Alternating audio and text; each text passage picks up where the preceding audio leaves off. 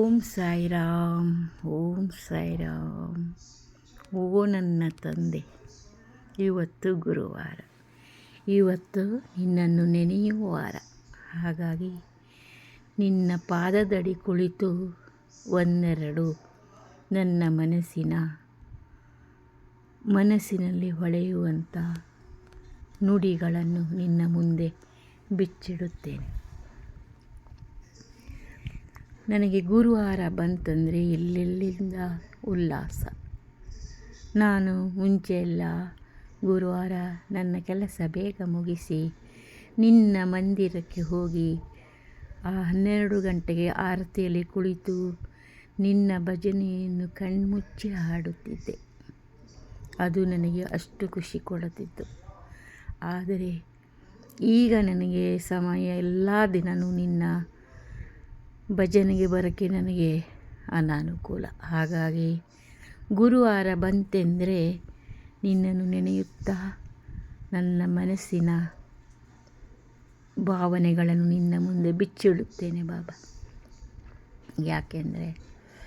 ಏನೆಂದರೆ ನನ್ನಲ್ಲಿರುವ ಕೆಟ್ಟ ಗುಣಗಳನ್ನು ನೀನು ಹೋಗಲಾಡಿಸು. ಮುಂದೆ ಚೆನ್ನಾಗಿ ಮಾತಾಡಿ ಹಿಂದಿನಿಂದ ಅವರನ್ನು ದೂಷಿಸುವ ಬುದ್ಧಿ ನನಗೆ ಬೇಡ. ಬಾಯಿ ತುಂಬ ಹೃದಯಪೂರ್ವಕವಾಗಿ ಮಾತಾಡುವಂಥ ಬುದ್ಧಿ ಕೊಡು ಬಾಬಾ. ಯಾಕೆಂದರೆ ತುಂಬ ಜನ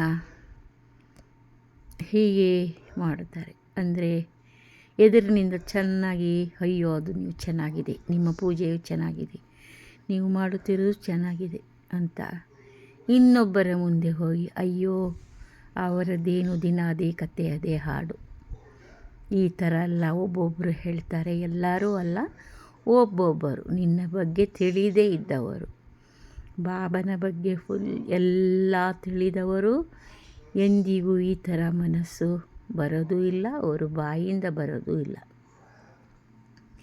ಮತ್ತು ಯಾವಾಗಲೂ ಒಳ್ಳೆಯದನ್ನೇ ಬಯಸುವ ಬುದ್ಧಿ ಕೊಡು. ಇನ್ನೊಬ್ಬರ ಬಗ್ಗೆ ಜಾಸ್ತಿ ತಲೆ ಕೆಡಿಸುವ ಬುದ್ಧಿ ಕೊಡಬೇಡ. ಯಾಕಂದರೆ ನಮ್ಮದೇ ಒಂದು ಪ್ರಪಂಚ, ನಾವೇ ಒಂದು ಬೊಂಬೆ. ನೀನು ಆಡಿಸಿದ ಆಟವನ್ನು ನಾವು ಆಡುತ್ತಾ ಇರಬೇಕು ಭಗವಂತ. ಏನೇ ಬರಲಿ ಅದನ್ನು ಸಹಿಸುವ ಶಕ್ತಿ ಕೊಡು. ನಮ್ಮ ಹಗಲು ರಾತ್ರಿ, ನಮ್ಮ ಆರೋಗ್ಯ, ನಮ್ಮ ನೆಮ್ಮದಿ, ನಮ್ಮ ಇಷ್ಟನ್ನು ಬಿಟ್ಟರೆ ಮತ್ತೆ ಇನ್ನೇನು ಬೇಡುವ ಬುದ್ಧಿ ಬೇಡ. ಸದಾ ಕಣ್ಮುಚ್ಚಿದರೂ ನನ್ನ ಧ್ಯಾನ ಮಾಡುವಂಥ ಮನಸ್ಸು ಕೊಡು. ಇನ್ನೊಬ್ಬರ ಬಗ್ಗೆ ಯೋಚನೆ ಬೇಡ ಅಂತ ಬುದ್ಧಿ ಕೊಡಬೇಡ. ಯಾವಾಗಲೂ ಮನಸ್ಸಿನಲ್ಲಿ ಹಿಂದೆ ಆಗಿರುವುದನ್ನು ಯೋಚನೆ ಮಾಡುವಂಥ ಬುದ್ಧಿ ಬೇಡ.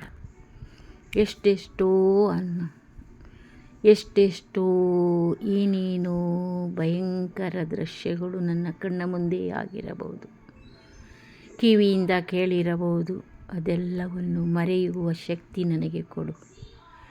ಯಾಕಂದರೆ ನಾವು ತಿಳಿದೋ ತಿಳಿಯದಿರೋ ಮಾಡಿರುವ ತಪ್ಪುಗಳು ತುಂಬ ಇರಬಹುದು ಬಾಬಾ.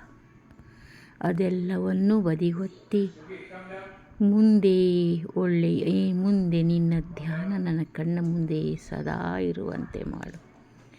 ನನ್ನ ಬಾಯಿಯಿಂದ ಸಾಯಿ ಮಂತ್ರ ಏನು ದಿನಕ್ಕೊಂದು ಸರ್ತಿ ಆದರೂ ನಾನು ಏನಾದರೂ ಆದರೆ ಬಿದ್ದರೆ ಎದ್ದರೆ ಕೈ ತಾಗಿದರೆ ಸಾಯಿ ಸಾಯಿ, ಮಲಗುವಾಗ ಸಾಯಿ, ಏಳುವಾಗ ಸಾಯಿ, ಇದೇ ನಾಮ ಜಪ ಮಾಡುತ್ತಾ ಇರುವಂಥ ಬುದ್ಧಿ ಕೊಡು.